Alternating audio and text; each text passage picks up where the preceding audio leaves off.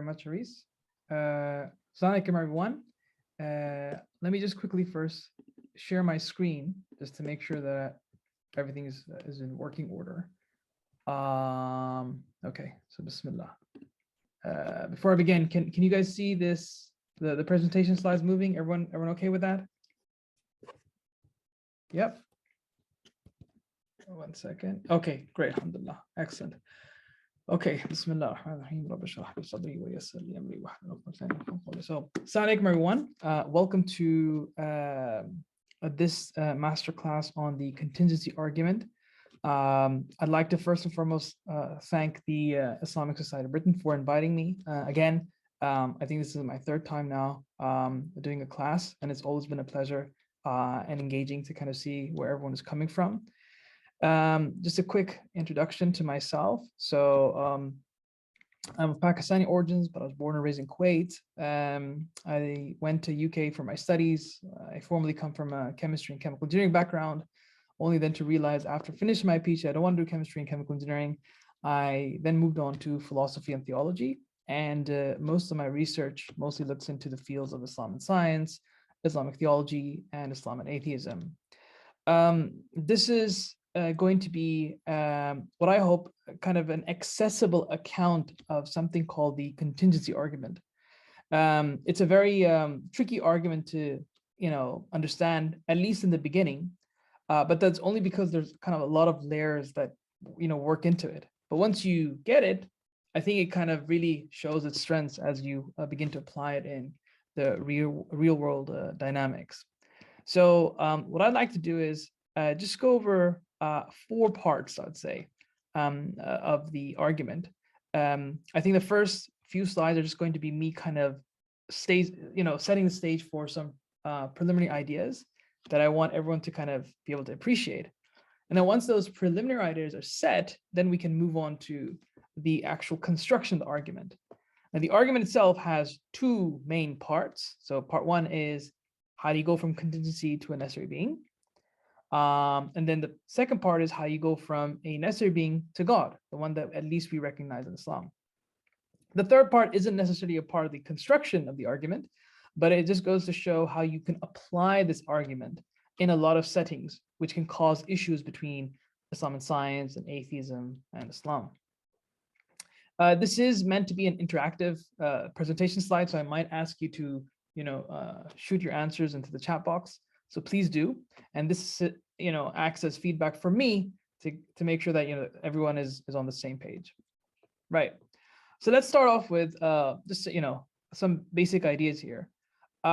In the philosophy of religion or theology, there are many different kinds of arguments for God, right? But the biggest, the first division that you come across in the literature is a division between systematic theology and natural theology. Systematic theology is basically a way of arguing or understanding God through revelation. So in this particular branch of theology, you assume the authority of revelation. Now, when you go out and have dialogues and discussions with fellows who don't subscribe to a theistic worldview, atheists or agnostics, that may not necessarily work with them. And so that's why you move on to the other leg, which is natural theology. So this is a leg of theology which pretty much relies on and mostly uses reason and experience without kind of resorting to scripture. So the contingency argument falls into place in the natural theology leg. So that's the first division I want you to kind of keep in mind, right? That we're mostly focusing on natural theology. Now, within natural theology, you have various constructions for God's existence, right? You have cosmological arguments for God, right? You have teleological, which are mostly to do with design kind of linked arguments. You have moral arguments for God's existence, the fact there's morality, there must be a moral lawgiver, and that kind of stuff. There are arguments from consciousness. So these are, 4 that I've shared with you. But in reality, there are many, many more, at least 20. And a really good reference that you can look into is the Blackwell Companion to Natural Theology. I think it has 11 or 12 different arguments by leading philosophers of religion. So the contingency argument, which is what we're interested in today, specifically falls into the cosmological branch. That's what we're going to be zoning into. So there are many different kinds of cosmological arguments, right? There's a Kalam cosmological argument, there's a PSR, and then there's the contingency. I'm going to be focusing on the contingency today. So just to kind of put it all together, two different kinds of theology, systematic and natural. We're looking into natural theology today. Within natural theology, there are many different kinds of arguments. We're going to be looking into cosmological, and that's where contingency is situated, right? Is everyone okay with that so far? Just a quick yes, no in the chat box would suffice. Is everyone okay with that? That we're going into, yep, okay, excellent. Right, okay. So the contingency argument has two steps.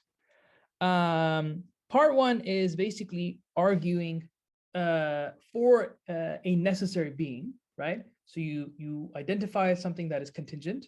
What that is, we'll look into a second. But once you identify something contingent, you move on to a necessary being. But when you move on to a necessary being, it doesn't necessarily automatically entail that this is God. So there's a second step to this argument, which is how you move from a necessary being to the God we understand in Islamic theology as well as in Christian theology, right? So these are the main two legs of the argument. The third part, as I said earlier, will mostly focus on application of the contingency argument, but it is not actually in part of developing the contingency argument, all right? So I hope that's clear. Another thing to add in this preliminary discussion is contingency should be compared with design, just as a point of reference to kind of see exactly what makes the contingency argument, I think, a much stronger argument than all the rest. Design arguments are very easy for the wider audience. Like you look at design, you then infer designer, right? So therefore, it's very easy to present and understand. It's quite intuitive. Like you see design, you look at the universe, you see laws of nature, you go awe, and then you come to the conclusion there must be a designer. It just can't come out of nowhere, right?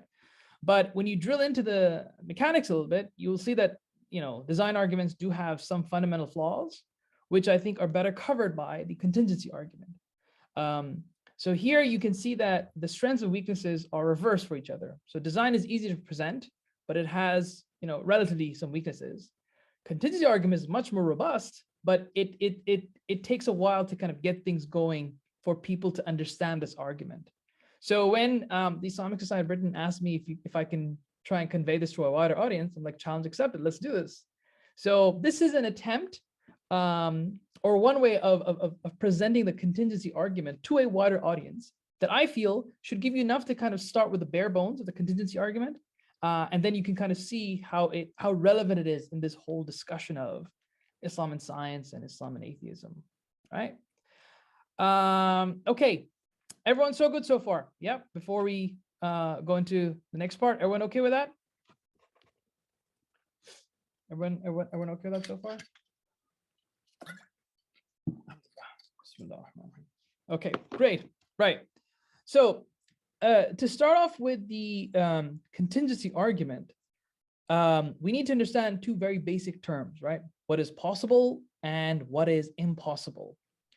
Now, on the face of it, these seem like very easy things. Okay, well, what are you doing here, Shoaib? Right? So let's just kind of go through some questions because once you see why I go through this, you'll see its relevance for the contingency argument, right? Let's go through each of these questions one by one together, right? All of us together. Look at question number one. Can 1 + 1 = 3? What do you guys think? Yes or no? Can you have 1 + 1 = 3? Hanan says no, right? What do you guys think? Yes or no? Do you think that 1 + 1 can equal to 3? No, it's a contradiction to say that, right? 1 and 1 can only equal to 2. It can never equal to 3. So that's, logically impossible to argue for. Let's move on to question number 2. Can I live without eating any food for a year? So imagine me, a human being, no intervention, no nothing, and I'm just starving for 12 months. Is it possible to survive? Is it possible to survive for a year with no food at all injected into my body in any shape or form? Is it possible? No. Humans, I think what the record is, I think, what's it called? Like, I think 1 or 2 months, if I remember correctly. But yeah, humans cannot survive without eating food for a year. Let's look at question number 3. Can I, if I will it, can I just fly without any technological gizmos attached to me? So if I just, intend, can I just rise up? Is it possible for me to do that? What do you guys think? Question number 3. Can I just fly at will? No. Aya says no with a sad face. Like, like these Marvel comic heroes, goals. But yeah, no, we can't fly at will. Human beings cannot fly at will. So that's impossible, right? Let's go to another question. Can I wear a different colored shirt? So I'm wearing a shirt with 2 colors, black and gray. Is it possible for me to wear a shirt with different color? Is that possible? Hanan says it's possible, right? So that's in the realm of possibility. Go for it. Yes. All right. Right. So question number 5, can I be taller? So I'm relatively a midget for the male species. So I'm 1.65. So 1 meter 65 centimeters. Is it possible, that I could have been taller? Is it possible for me to have been maybe 1.70, 1.80, 1.90, 2 meters? Is that in the realm of possibility? What do you guys think? Is that a possible reality? I think some sarcastic people will say never. So technically with heels, but not biologically. Okay, I like that answer. Technical heels. So there's some people who at a younger age, they hold on to bars and the gravity kind of pulls them down and has a stretching effect. So if I did that, I could have been taller. If my parents were taller on average, I could have had a likelier possibility of being taller, right? Question number 6. So I have black hair color, right? Is it in the realm of biological possibility that I could have had a different hair color? So imagine if one of my parents had brown hair or red hair, could it have been possible that I could have had a different color? Is that in the realm of possibility? What do you guys think? Yeah, it's possible, right? So now I know you're wondering, where am I going with these questions? But I'm doing this kind of stretch your mind a little bit to kind of get you to think about various kinds of possibilities. And the key word is kinds of possibilities, right? So this was a relatively easy set of questions. Let's move on to more difficult questions, right? Look at number 7. So we have a solar system, right? Could the solar system have been different? If the universe had different fine-tuning parameters, or possibly maybe even different laws of nature, could the solar system could have been different to ours? The one we live in, could have been possible to have different properties? Yeah, it's possible, of course. Number 8, is it possible for the universe to have different laws of nature? Or are these laws fixed? Do you think it's possible that laws of nature could have been different to ours? Perhaps in another universe with different configurations? Is that in the realm of possibility? Yeah, of course it is, right? Is it also possible that humans could have been shaped differently? So currently we are shaped with, we have one head, 2 arms, 2 legs. We've got our abs in between. Is it possible that we could have developed differently biologically? Like we could have had maybe wings if we wanted to. We could have had more fur. We could have been walking on all 4. Is that in the realm of possibility? Of course, yeah. So Hanan says, yes, it's possible. Good, right? So 7, 8, and 9 are in the realm of possibility. If our laws were different, if our fine-tuning parameters were different, we could have all had these different adjustments. Okay, now let's look at the last 3 questions. Number 10, is it possible for us to split the moon and join it again, but just by pointing a finger at it? Like if I just boom, no scientific involvement, boom, can you do that? Is that possible? So Aya says only God's metaphorical finger. So I move God for a second, right? Is that in the realm of, okay, so you said no. So that's scientifically impossible, Aya, right? You would say that is scientifically impossible. Is that what you're saying? Yeah, that's scientifically impossible. Yeah. Okay, don't be scared, chill, relax. This is just kind of helping with the understanding the argument. So you would agree that is scientifically impossible, Aya, right? That is impossible scientifically. Correct? Yeah. Okay. Right. Let's look at question number 11. Can you turn a staff into a snake and back again? Is that scientifically possible? Is that scientifically possible? Nope. And then let's look at question number 12. Can I turn into a dragon and then back in 1 second? Can I turn into a dragon and back in a second? Impossible, no, right? Now, I want you to now think of a different question. So these are scientifically impossible, right? These are scientifically impossible. So the last three, these are scientifically impossible, but are they logically possible? Like, are they conceivable that the moon could be split and join again? Can you like imagine that in your head? Is that at least conceivable? Hanan said, yes, it is conceivable. We can conceive, right? We can conceive of it, you know, breaking apart and joining together. Can we conceive of a staff turning into a snake and back again? Is that conceivable by us? Can we conceive of that? Yeah. And can I conceive of the possibility of me turning into a dragon and back again? Is that conceivable? What do you guys think? Is that conceivable? Definitely, right? So now you can so in all of these questions, what I was trying to do is kind of expand your understanding of what is and isn't possible, right? And particularly with this last set of questions, and particularly with the last three set of questions, I wanted you to kind of realize that there are some things that are scientifically impossible, but they are possible in a broader possibility set, right? So even though something is scientifically impossible, it doesn't necessarily mean it is logically impossible. Everyone with me so far? Yeah, there's a realm of scientific possibility, and there's a broader, you know, frame of, you know, possibility, right? So does that make sense, everyone so far? Yeah, that scientific possibility is one thing, and then there's a broader possibility within which these things can occur, but not necessarily according to the rubric of science. So far, so good. Everyone with me so far? Yep. Okay, good. So what I want you to keep in mind, right, is logical possibilities and scientific possibilities. So scientific possibilities are what is given to us by the prism of science. Scientifically, I cannot fly at will. It's just not going to happen. It's not possible. But is it logically possible for me to fly at will? Can I imagine it? Can I conceive of it? Yes or no, guys? Is it logically possible? Yes or no? Is it logically possible for me to fly at will? Can you conceive of that possibility of me flying at will? Yes or no?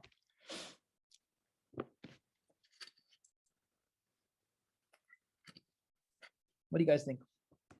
Yeah, it's logically possible, right? It's logically possible. So I would like you to keep this diagram in your mind, that scientific possibility is a subset of what is logically possible. And to kind of appreciate the contingency argument, I want you to keep that distinction in your mind all the time, right? That when we start the contingency argument, our measure of what is and isn't possible is according to the demands of logic. As long as it doesn't arrive at a contradiction, like 1 + 1 = 3, it is in the realm of possibility. And that kind of possibility is enough to kind of appreciate the contingency argument. Everyone okay so far? Yep, everyone got the distinction between LP and SP, logical possibility and scientific possibility. So far, so good? Is everyone okay with that? So Hanan asked a very good question, but just because we can imagine it happening, how does it make it possible? So we are not saying that it occurred. We're just saying that using possibility, we are appreciating that things could have been another way. That's what we're appreciating, right? I can imagine myself with different hair color. I can imagine my brother being bigger than me, smaller than me, right? All we're just saying, establishing at the moment, is that things could have been other than the way they are. So far, so good, Hanan? Does that address your concern? You got it? Yep. Okay, good. Now, 2 more terms. You got to get to 2 more terms, right? Something that is contingent and something that is necessary. Okay? So a contingent thing is a being or something that exists, which can have other properties, or it can cease to exist or not exist. For instance, this, okay, you cannot see it because it's blurred out. Okay, sorry. so can everyone see my mobile phone? Can everyone see this? I don't know if you guys can see this. Can you see that? Yeah. So now this mobile phone, could it have other properties? Yes or no? Could it be wider? It could, right? It could be wider, right? Could it be a different color? Yes or no? Could it be a different color? Yes, of course. It can be a different color. Could this mobile phone be, what's it called? Maybe thicker? Like you see, it's very thin. Could it be thicker than what it is? Is that possible? Is that possible for this mobile to be? Yeah, it could be, right? So this is a contingent being. Everyone with me so far? This is a contingent being. It could have been other than what it is. There's nothing inside this that makes it intrinsically necessary to be like this. It could have had an array of properties, okay? Let's look at this water bottle, guys. Can you guys see this water bottle? I know that it may be a bit blurry, but can you guys see it? This is a water bottle, yeah? Okay, great. Now this water bottle can it have other properties, guys? Could it have other properties? Could it have a different color? Could it have a different height? Could it have a different dimension? Of course. So this is a contingent being. This is a contingent being, this bottle, right? Look at my face, right? Is it possible for me to have no beard? Is it possible for me to have no beard? Yes or no? Is it possible? Yes. Is it possible for me to have different hair color? Long hair, black hair, yellow hair. Is it possible? Yes, it is. So am I a contingent being or not? Am I a contingent being or not? Yes or no? Am I a contingent? You are. I am. Thank you, Omar, for recognizing my contingency. So I'm a contingent being. I could have been configured very differently, right? I could have been very different. Let's now stretch this argument to the Earth. Could the Earth have been different? Right now, we live on an Earth which is 70% water, 30% land. Could we have lived on an Earth that's different? Is it possible? Is it in the realm of possibility for it to have different properties? Yes or no? Yeah, it's possible. It's possible for the Earth to have a different configuration. Let's stretch the argument to an even bigger territory. The solar system. We seem to be in a solar system that, you know, science have divided, whether it's like 8 planets or 9 planets. Could it be possible that we could have lived in a solar system with 3 planets? Could that have been possible? Could that have been possible? Could it be possible for us to be in that kind of solar system? Yeah, it's possible, right? The universe, as we know, it has many different properties, right? Let's stretch it to the entire universe. We live in a universe that is 14.6 billion years old-ish. Could we have lived in a universe that's, you know, 3 billion years old? Could that have been possible? Or 7 billion years?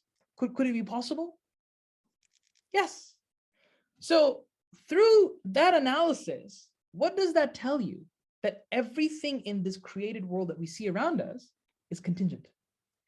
It could have had other properties. There's nothing intrinsic in it. There's nothing intrinsic in it that has to make it the way it is. So Zaleha asked, how do we know? Well, that's why we're using possibility. I asked you, could this bottle have different properties? Yes or no? Right? And everyone said yes. It could have been different dimensions, could have been different color. We previously looked at the solar system. We live in a solar system that has 8 planets, 9 if you want to include Pluto or not, right? You can have that debate with the scientists, right? We could have lived in a different universe that had different laws of nature or different mechanics, initial configurations, where we lived in a solar system where we have only 3 planets. It's in the realm of possibility. We live in a universe which is 14.6 billion years old. It is based off certain chemical components in the periodic table.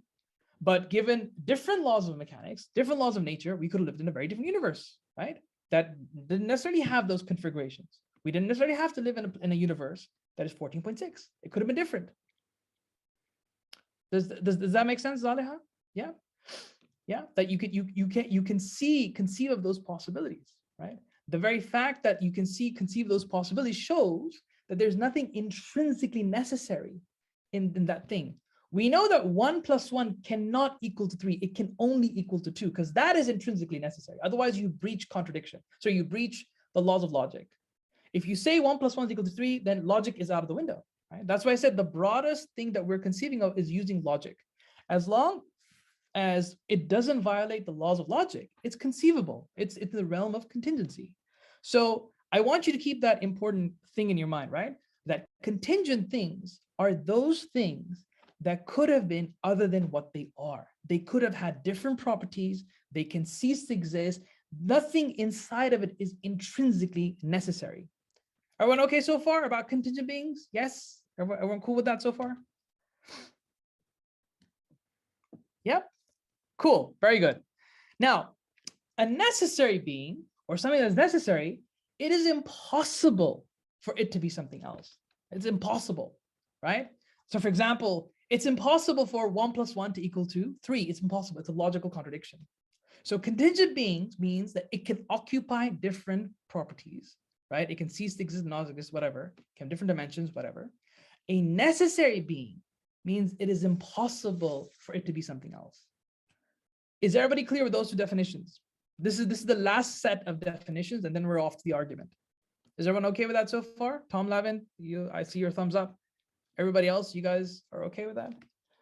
Good, very good. Okay, so I know that was a lot of prep work, but it was necessary for the next part, okay? Right, now, so everything in existence has to be one of these two, right? It can only be one of these two. Something that exists, right, is either a necessary being or is a contingent being. You cannot have both at the same time. It's a contradiction, right? So let's look at an apple. Is an apple a contingent or a necessary being, guys? What do you guys think? Is an apple a contingent or necessary? Yeah, you can use C, Hanan. I love the youth generation. They stick to the abbreviations, right? Just type in C. I'm too lazy to type in contingency, right? Okay. So yeah, so an apple is contingent. Well done. What about a human being? Is that necessary contingent? Karima said C. Aya said C. Yep, very good. C, very good. Okay. Look at a planet. Is a planet contingent or necessary? It's contingent, right? The solar system. Feel like I'm back. Okay. Yeah. Hey, blame Hanan for introducing this C trend. She's the one who set it up. So the solar system, is it contingent or necessary? Is it contingent or necessary? It's contingent, right? The solar system is contingent. It could have had different properties, right? And number 5, the universe. Is the whole universe, is it contingent or necessary? What do you guys think? Is it contingent or necessary? Yeah, I like the answer, Amar. Very cool. Very cool. So contingent, right? So everything here is contingent. Everything in this list is contingent, right? So now, the question that we want to ask ourselves, right? This contingent thing that exists, what caused it to exist? How did it come into existence, right? What is keeping it into existence? That's what we want to ask, right? So this bottle, right? This bottle, this phone, this contingent Shoaib, this contingent solar system, this planet, this universe, where did that come from, right? Where did that come from?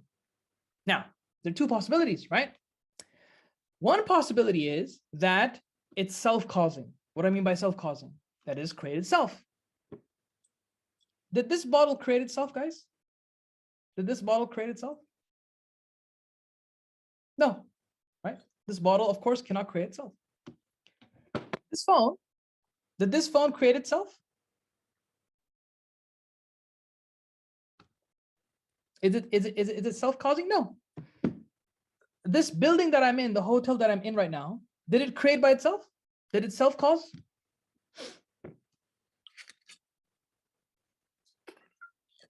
Good, right? The universe, did it cause itself? Did it cause itself? No, right? No. Can you create yourself? Can you literally take yourself out of the womb and recreate yourself? Is that possible? Can you create yourself? Unfortunately not. I like the answers, but very cool. Right. Okay. So we know then that contingencies, right, contingent things cannot create themselves. And that means they must be caused by something else. Okay. So look at this presentation slide, right? If we have one contingent thing, right? We have one contingent thing. So this is this bottle. This bottle was produced by a bottle manufacturer, right? So that is what explains that. That bottle manufacturer was created by something else, and flon, and on, and on, and on, and on. So basically, we have a chain of contingent causes, right? So let me repeat. This is a contingent being. This was created by another contingent being, which is a bottle manufacturer. The bottle manufacturer was created by another contingent being, and on and on and on. Now, can this list go infinitely back? Is it possible for it to go infinitely backwards, infinitely, to infinity and beyond? You know, Buzz Lightyear. Is it possible? No, right? So there's a speaker by the name of Hamza Sources, for those of you who don't know. He has a good analogy that I like to use that kind of conveys this narrative. So imagine you're in a hostage situation, right? So you're the sniper shot. You've got the sniper shot ready to kill the bad guy, right? Now the sniper shot has he's got the kill shot ready. Now he needs to ask his boss, can I make the shot? Yes or no? That boss needs to ask his boss. That boss needs to ask his boss. If that goes on infinitely, can I ever make the kill shot? Is it ever possible for me to make that kill shot? If it goes on forever? No, it's not possible, right? So if contingent beings go on indefinitely into a chain of contingent beings, could these contingencies ever come into place? Could they ever come into existence? Ever? No. By the same line of reasoning, no. It's impossible. So what does that tell you? Is that at somewhere down this line of reasoning, you need a necessary being. I can't see the presentation slide. Can you see like a red circle, guys? Can you see a red circle which says necessary being? Yeah, okay, good. Right, good, very good. So we know then that every single contingent thing must stop at a necessary being, right? It must stop at a necessary being. Otherwise, this chain is going to go on and it leads to logical contradiction, right? In that if everything goes on, but that never realizes, how can you ever realize contingencies if keep going on and on at the back? It doesn't make sense. Logical contradiction. So we know that there is a necessary being in place. We know that. Is everyone okay so far? Up to this point, we've done some pretty heavy going so far, but is everyone okay with the argument set up so far? Yep. Good. Okay, very good. Right. Now the necessary being, okay, must mean that it cannot have been caused by anything else. Otherwise, it's a contingent being, right? What does a necessary being mean? It cannot be anything else, right? It cannot have been caused by anything else. If it was caused by something else, it means it's just like a bottle. This bottle was caused by something else. It is an uncaused cause. It is self-explanatory. Does that make sense? That it's an uncaused cause. Nothing can put this thing into existence. It is there. It is an uncaused cause. Is that clear so far? That the necessary being cannot have been brought to existence, right? Otherwise, if it was brought into existence, it must be a contingent being. So far, so good? Yeah, good. The other thing is the necessary being cannot have any other properties. It must have a fixed set of attributes or properties. Because if it could have other properties, like this bottle, it could have been different color, that means it's what? It would be a contingent being. Does that make sense? That the necessary being is uncaused, and therefore the necessary being cannot be anything else, and it cannot have other properties. Are those 2 points clear to everyone?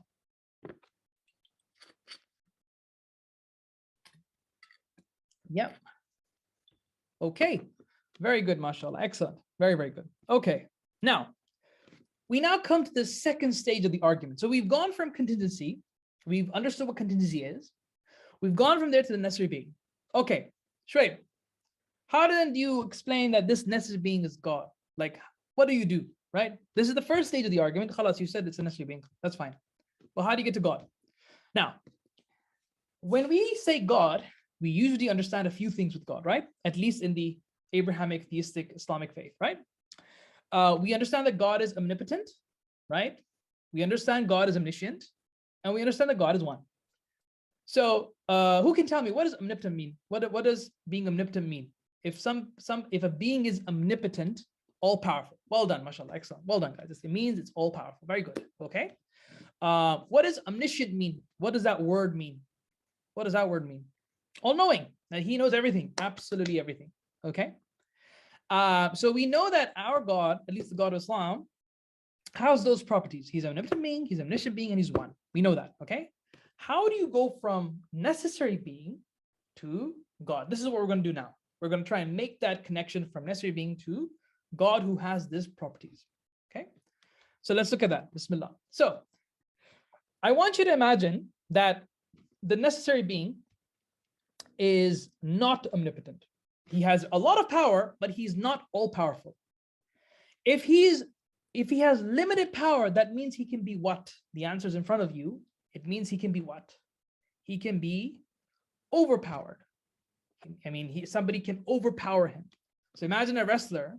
A wrestler could be really strong, but if he's not omnipotent, somebody else can defeat him. He has the potency to be contingent.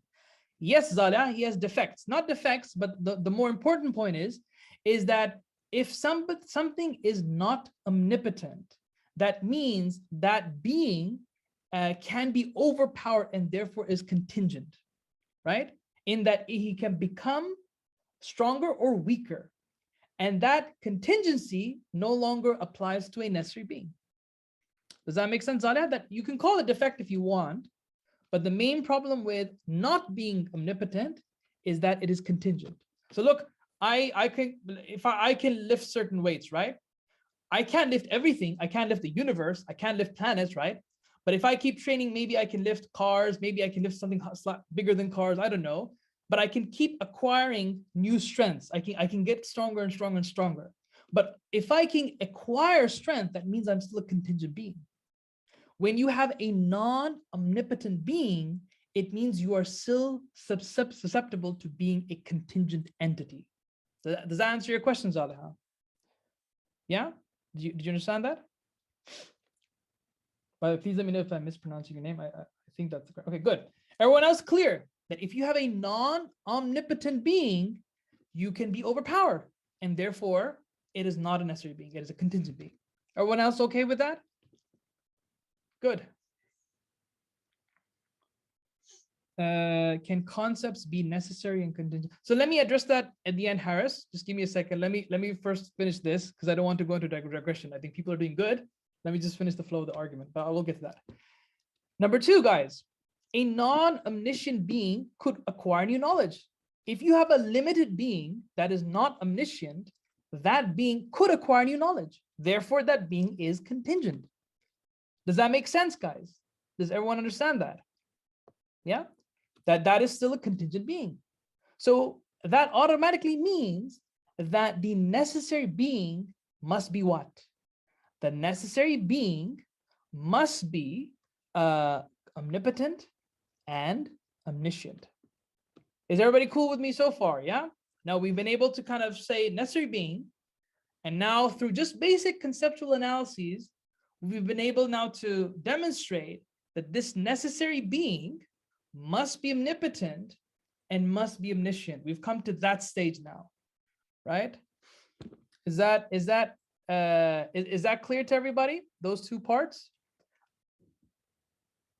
Everyone okay with that? Yep. Okay, good. So far, so good. Ammar, good question. Again, I'll come at the end. For now, I just want to get the mechanics of the argument cleared with people. Okay. Okay, so Bismillah. Now, the next part is how is the necessary being one, right? So this is where, you know, Muslims are quite clear that we don't believe in, you know, 2 or 3 or 4 or 5 gods. We believe in only one kind of God. That's it, right? And that's a fundamental point of division, for example, between Muslims and Christians, for instance, right? So we believe that the necessary being can only be one, okay? So the way you do this is through further conceptual analysis. Imagine if you have 2 necessary beings, okay? Imagine if you have 2 necessary beings, okay? And these 2 necessary beings This is a picture, right? You have these two necessary beings. Now imagine if necessary being one wants to create a world where that entire world is black, and necessary being two says that that entire world is white. Is it possible for both of their wills to be manifested for that same creation? Is it possible? Is that possible? Yes or no? Is it possible for this necessary being and this necessary being to have complete opposite? No, it's a logical contradiction. Okay, it's a logical contradiction. It doesn't work, right? It just does not work. So two necessary beings cannot manifest their wills if they're contradicted to one another. Let's look at a second example. The two necessary beings, if they will something, the next possibility is neither of their wills are manifested because they cancel each other out. And if that's the case, can either of them be called necessary being? If you're omnipotent, omniscient, can your will be stopped? Can your manifestation of power be stopped? Is that possible? Is that possible for omnipotent being? It's not possible. Not possible, right? And finally, the third possibility in this scenario where you have two necessary beings is one necessary being's will is manifested, but the other does not. So what does that say about the other's necessary beingness? What does that mean? It cannot be a necessary being, because if it can be overpowered, it means it is a contingent being. Does everyone understand these three scenarios? Yeah? Does everyone understand those three scenarios? Yeah, does everyone get that? Amar, good question again, very good question. I decided to avoid that. I had a presentation slide, but yeah. So what I'm trying to say this, guys, is just through like conceptual roadmaps, right? Through conceptual roadmaps, you can highlight, there are only going to be three possibilities if there's more than one necessary being. In one, both of their wills are manifested. If they have completely contradictory wills, then it's impossible. It is logically impossible for two necessary beings to create a creation that's completely white and completely black. Contradiction does not make sense. Scenario number two, neither of their wills are manifested because they cancel each other out. In which case, that's not a necessary being. That's not an omnipotent being. Scenario number three, one of their wills is manifested and the other does not. That means the other is not a necessary being. So when you put it all together, all of these have something problematic in them, in that there cannot be more than one necessary being. Does that make sense to everyone? Yeah. This is called Burhan al-Tamanu. But does everyone get that?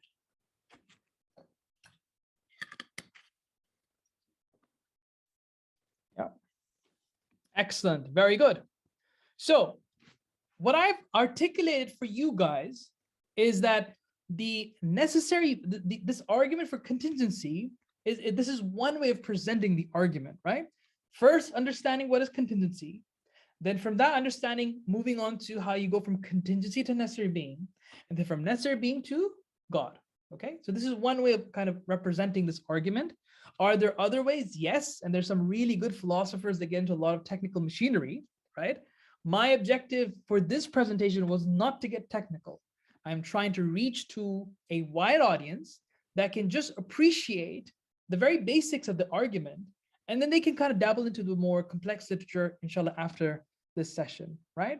So I hope that that was clear to everybody, that I'm trying to be as accessible as possible to what is otherwise sometimes a challenging argument to appreciate, okay?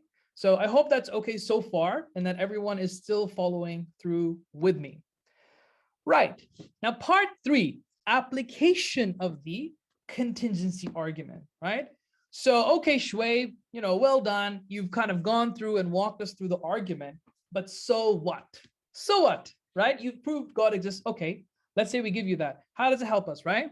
Well, the first thing that you guys need to understand, since we've established that the entire created world is a contingent being, that means anything in creation proves a necessary being. Laws of nature prove a necessary being. Miracles are also contingent, therefore they prove necessary being. Design phenomena or undesigned phenomena, right? So there's this design argument, right? So if you look at design, there's a designer, and then people usually identify that as God. But you see, we don't even need to reach design. We don't need to say that that's design. We can just say, as long as a contingent being, boom, we have God. So we don't even need to say that this is this is complex or this is design, as some kind of design arguments get into. They'll go into the science, they'll go into the latest cosmology, the latest biology to kind of show it's super complicated, right? And you don't even need that. If you know that it's a contingent being, boom, you go straight to the necessary being. Does everyone see that advantage of the necessary being? That regardless if things are laws of nature, miracles, design or undesigned, or even supernatural entities, you don't necessarily need to have a natural entity, even a contingent supernatural entity like angels, like devils.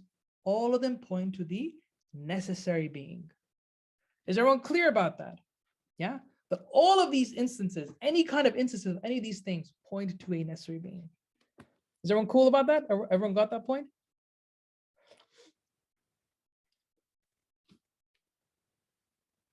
Okay, yeah, okay, good.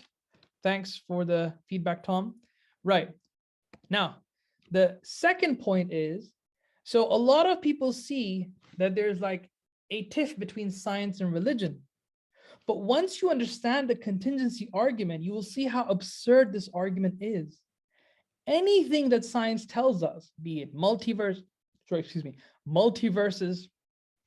evolution, quantum mechanics, relativity, whatever it is, whatever science throws us, all of these are what? Who can tell me? All of these are what? One word. These are what? Who can put this in the chat box first? All of these are contingent. Exactly. Any single thing that science throws at you is contingent. It could have been any other way, right? It could have not existed. It's just a contingent thing. So this argument that science can somehow undermine God or contradicts God is a ridiculous argument, because the necessary being grounds all realities, whether they are scientifically governed or not, right? So the power of the contingency argument is that science can never undermine God's existence. It can never, ever do that. And I think when a lot of students, particularly in high school, when they get into like these science and Islam debates or science and religion debates, they get confused. My latest, the latest scientific theory tells us X. How do I make sense of this with God, right? But you can see it's not really a problem. It's not a problem. Science only tells you explanations about contingencies. If I have a scientific explanation for a phone, all I have is an explanation for what is contingent. I don't have explanation in what causes that contingency to come into existence, and that is God. That's a necessary being, right? So in my opinion, this is the reason why, in my opinion, the contingency argument is the strongest argument. And the reason why it's a strong is because of these benefits that it offers. Once you get the argument off the ground, all these debates between science and religion just kind of dissolve. Everything dissolves. Does everyone see that? Yeah, that nothing in science now creates an issue for Muslims. It doesn't. Can everyone kind of appreciate that strength of this argument now? Yep. Well, I'm assuming, yeah, good. Very, very good. So that's the end of my presentation. I'm going to share this presentation slide with the Islamic Study Britain team, and they can hopefully pass this on to you. I'm aware that a lot of people aren't readers today, so I've shared, just one written article that you can look into. So if you type in Google, Plato Stanford entry on cosmological arguments, it's the first link. But I know for some of you, most of you actually like YouTube channels, right? Videos. So if you go to some YouTube channels like Basir Education, it's run by Sheikh Hamza Karamali, who has an excellent, set of videos explain the contingency argument much more fully, in a series of videos. That's very good. You have a couple of brothers doing something called the Thought Adventure Podcast. There's some of them are, all of them, mashallah, I'm aware of, and they're very, very good guys who try to make some of these arguments accessible. So definitely check them out. And there's a guy, his name is Joe Schmidt. If I'm not mistaken, I think he's agnostic. And he has a YouTube channel called The Majesty of Reason. He does some interesting stuff as well on some of these arguments. So do check those out, and they may act as further fuel to kind of get you thinking more deeply about these arguments. I'd like to thank you for listening to me, guys. I hope that wasn't too heavy going for anyone. Feel free to kind of, sorry, Hanan, who did you say makes the arguments accessible? So Hanan, if you see this slide here, these are YouTube channels. So if you go into YouTube and search for them, Basir Education, it's headed by a friend and Sheikh Hamza Karamali. Thought Adventure Podcast is run by a few brothers, Muhammad Yunus, Jake Brancatella, or the Muslim Metaphysician. And then there are a few others on the channel, Abdul Rahman, Yusuf Ponders. A few guys are behind this, and in my opinion, they're doing a really good job in trying to make these things much more accessible. And so these are run by Muslims. Majesty of Reason, I think the guy is, I don't think he's a Christian, but I'm pretty sure he's an agnostic, if I'm not mistaken. And yeah, you can check his channel out. He does a very good job in trying to make philosophy of religion as a whole much more accessible to a wider audience. I think he's trying his really best, and it's a very good resource to look into, right? So yeah, thank you very much for listening to me, guys. I really sincerely hope that that that was easy to follow. My email's there at the bottom, so feel free to kind of reach out to me if you have any further follow-ups. I'm going to turn off everything here so I can go to the question and answers. And yeah, thank you so much for listening to me. And yeah, I'm going to start answering some of these questions here, right? So, okay, some questions have come up. So, Bismillah ar-Rahman ar-Rahim. So, okay, one question here. So, thank you, Hanan. I really appreciate it. Barakallah feek. Okay, let me kind of turn this off. So, Bismillah. So we have one question here where it says, isn't contingency included in Kalam cosmological argument? And then the same person is asking, what will be the flaws of design arguments? Okay, so let's start with the first one. So the Kalam cosmological argument has a temporal dimension. So if you looked at the contingency argument, we didn't argue from time. We didn't say that this was created from something previously, then previously, then previously, and you keep going back to the first moment in time, right? The Kalam cosmological argument or versions of it rely on time as a factor. If you looked at this presentation, we hardly looked at time. There was no time involved whatsoever. One of the benefits I find of the contingency argument as opposed to KCA argument is that you don't need a theory of time. So in philosophy of religion, there's a whole field of philosophy of time. You have to have specific theories of time you need to defend the KCA, the Kalam cosmological argument. And in my opinion, that's just extra waffle. I'd like to get straight to the point. So that's why I believe that the contingency argument is much more foundational. It doesn't even matter which theory of time you adopt. So temporality is not an issue. For those of you who don't know what I'm saying, that's okay. It's more of a technical question. So remember at the beginning, I said that in cosmological arguments, there are various types of arguments. There's Kalam cosmological, contingency, and then the PCR, principle of sufficient reason. He was just asking about how do you compare one with the other. So I was just responding to that. Now, the same brother is asking, what will be the flaws of design arguments? So this is a good question. And for those of you who follow me, I have some problems with the design arguments. So let me explain, right? So you all know Richard Dawkins, right? So we know that there's a lot of complexity in our DNA, right? When you look at the DNA, it's so complex. When you look into the construction of the human body, it's this really complex stuff here, right? So naturally, you can make the argument this complexity must have come from a designer, okay? Now, logically, it is compatible. It is possible. It is in the realm of possibility that designer could have been aliens. It's possible. I'm not saying that actually did occur. I'm saying it's a realm of possibility, right?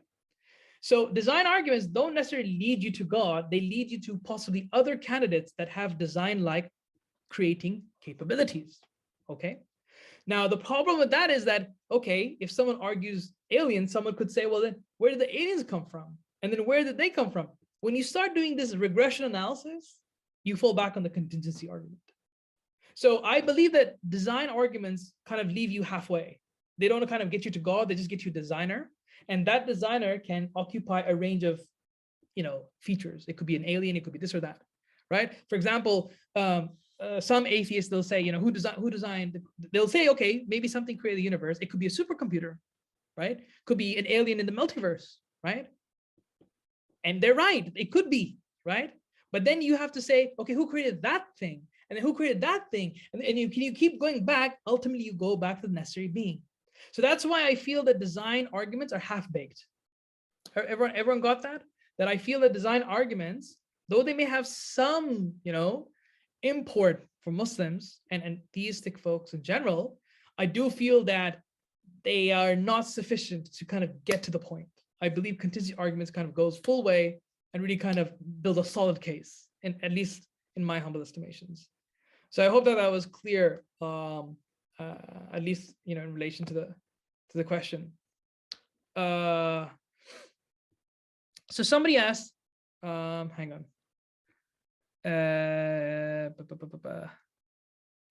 Okay, I'm going to choose question. Well, I'm going to try and choose how. Okay, so some of these.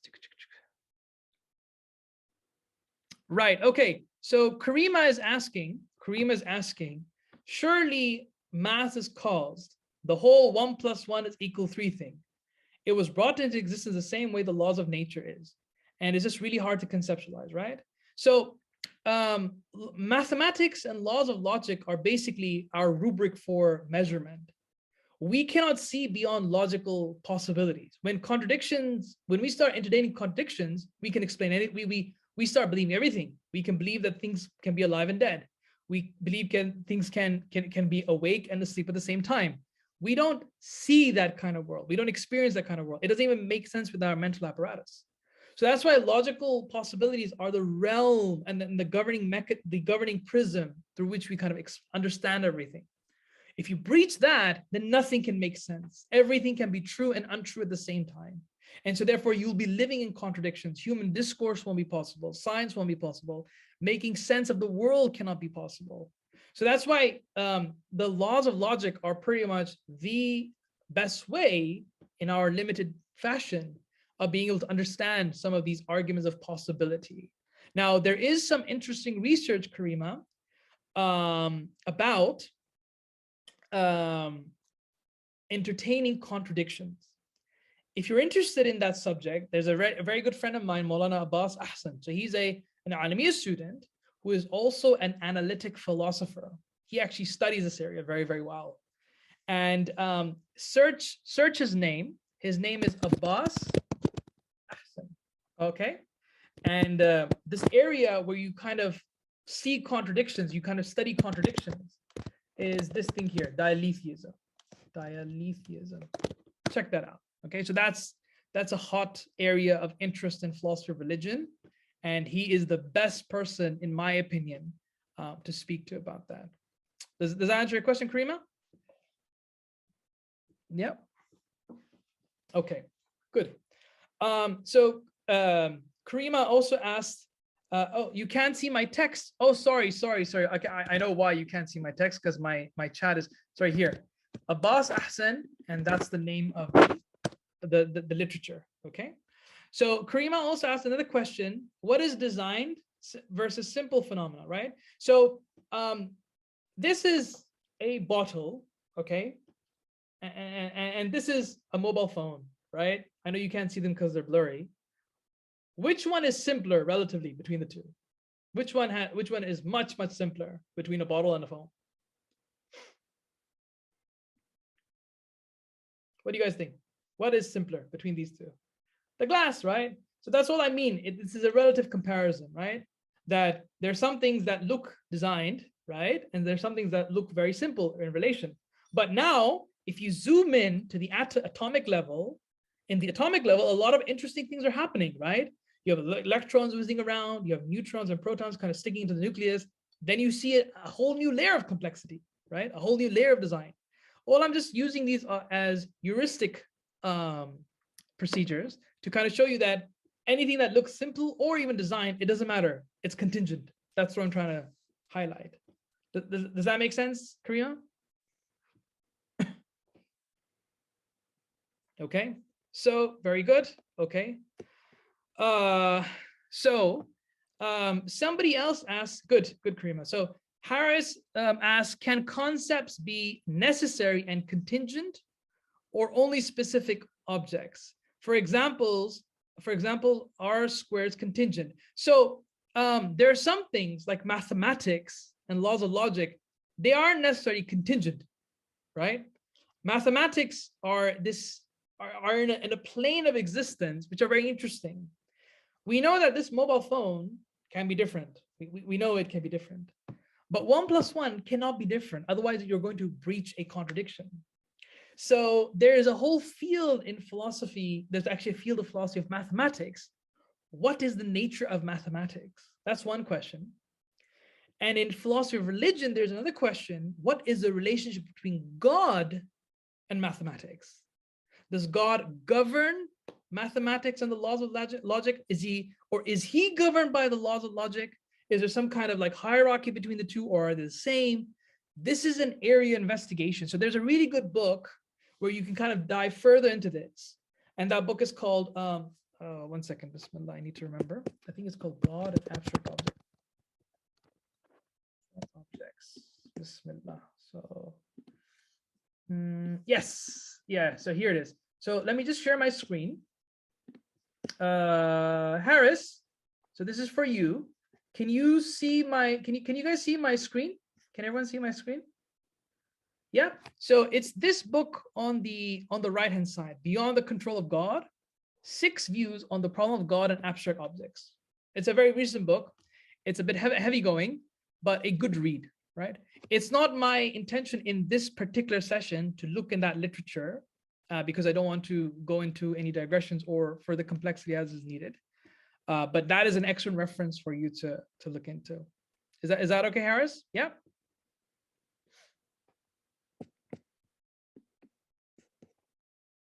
Great. Okay, good. Right. Okay. So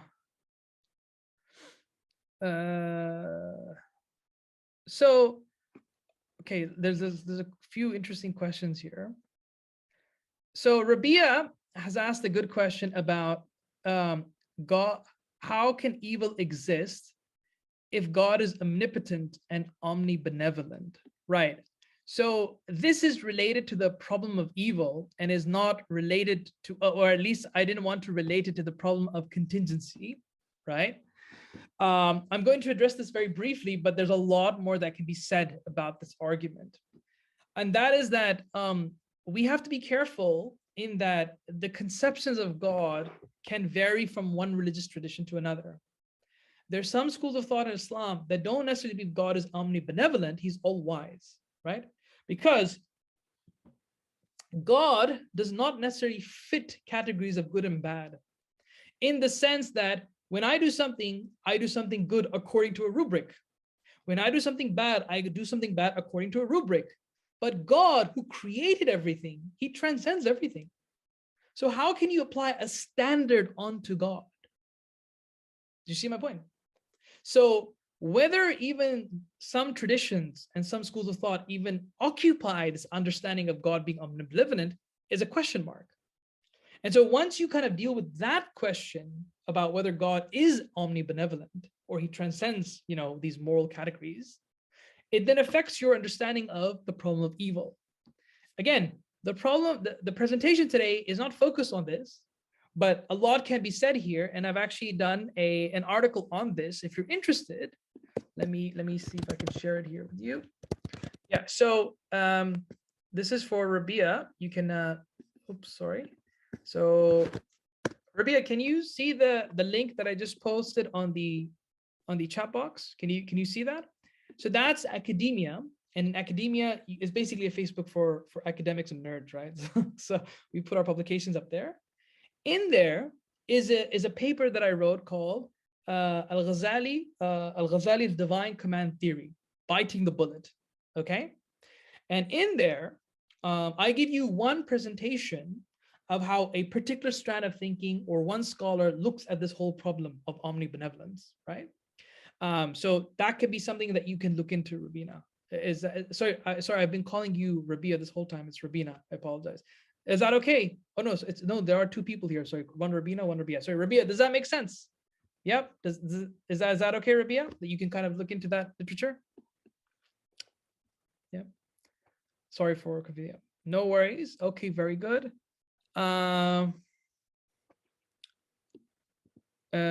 So Hanan asked a very good question. She says, What about the idea that if the universe was just made slightly different, it would not exist? Where does that fit into his argument? So even if it was made slightly different, right, it would still be contingent. It would still be contingent. If it can have alternative properties, it is contingent. Now, when you mean by existence, so in this conversation, so in these fine-tuning arguments, so the argument goes that if you change this much, humans wouldn't exist. If you change this much, we wouldn't have gravity, or we wouldn't have this, or flan, right? Something would impact the existence of living species down the line. That's what these fine-tuning arguments suggest. So if you tweak those, then whether things exist or not doesn't matter. This is still contingent at the end of the day. Now, some universes, if you tweak them, their laws would be so simple, and that's why life would never come into existence in those kinds of universes, right? But ultimately, they are still contingent entities. They can occupy other settings. Once that is clear, regardless of what the downstream implications are, it is contingent. And if you have contingency, you go to a necessary being. Did that address your concern? Who was it? Hanan? Did that address the concern? Okay, Barakallahu Feek. I'm going to take one more question because I think we are coming to an end. Okay. Okay, so one nice question from a panelist. Let me get to that in a second. Okay, so let me see which one. Okay, somebody asked, why explain Tawheed with philosophical arguments? So in the Islamic tradition, Zaliha, we have various camps, okay? Some camps believe that you should use reason, you should use philosophical arguments to prove God's existence, right? Imam Razi, very famous scholar, tried to do that. Others argue no, that the fitrah is all you need, right? The fitrah is enough to kind of showcase to you that the world exists, right? And these two camps have their respective traditions and ways of thinking about God and his relationship with the world. Both are fine. If you personally don't believe or want to entertain philosophical arguments, great, right? But others feel no, there is a space for this, and we can constructively argue. And that's why there have been many developments in this field. Others don't like that approach, and they prefer a fitrah approach. So what? Who says that these are contradictory? Wherever you can find a resource to kind of help you with your faith, why neglect it? Does that at least kind of answer your this is mostly going to be a difference about background suppositions and how you approach Islam. It's not related to the presentation in hand, but I'm just giving you some avenue and insight into how different people may have conceived these different things. So let me know, Zadeh, if I answered your question or not. Right. Okay. So Haris asked a very good question. Does the Judeo-Christian contingency approach conflict with the contingent approach to Islam? So this is an excellent question. I think it's a nice way to kind of end this whole segment. Now, naturally, Muslims, Jews, and Christians, we are known as, children of the Abrahamic faith, right? But of course, within that, we have our respective differences. Christianity has this belief that God and man, there's this Trinity system involved, right? God, Father, and the Holy Spirit. And then Muslims, on the other hand, they just believe in this one God. And the problem with that is that you cannot believe that God is a necessary being, at least from one argument, that there are three parts to God, particularly if one of that part is man, which is a contingent being, right? Because they believe God, came into flesh through Jesus Christ. That's a part of their belief. So if God became flesh, right, that is a contingency in effect. But how can you have something that is a necessary being and a contingency at the same time? Like how does that work, right? So one of the problems that you will get is the very essence of godhood is very differently construed between these two religious traditions. And so that's why I think that Tawheed, at least in the way Islam is understood, it doesn't have those problems that the Trinity has. So this is a fundamental difference, I believe, in the approach to understanding God, and how contingency may cause issues for the Trinity, but not necessarily for the monotheistic tradition of Islam. Did that address your concern, Haris? Or rather, what you're trying for me to answer? Did that do it for you? That was perfect. Jazakallah khair. Barakallah feek. So guys, I think that's the end of the session there. And I'm so sorry that I couldn't entertain every question. I was being very selective for a reason, to try and keep as close as I can to the topic at hand. Thank you so much for listening to me. Feel free to, come back at me with your questions. My email is something that I'm sharing now in the chat box, shoaib.malik@zu.ac.ae. Barakallah feek for listening to me. I hope I didn't confuse anyone. If anything that I said was wrong, is from my own. But if you benefited from anything, it's entirely from Allah. So please do pray for me. And, and thank you so much for attending this topic. Barakallah feek. Assalamu alaikum wa rahmatullahi wa barakatuh.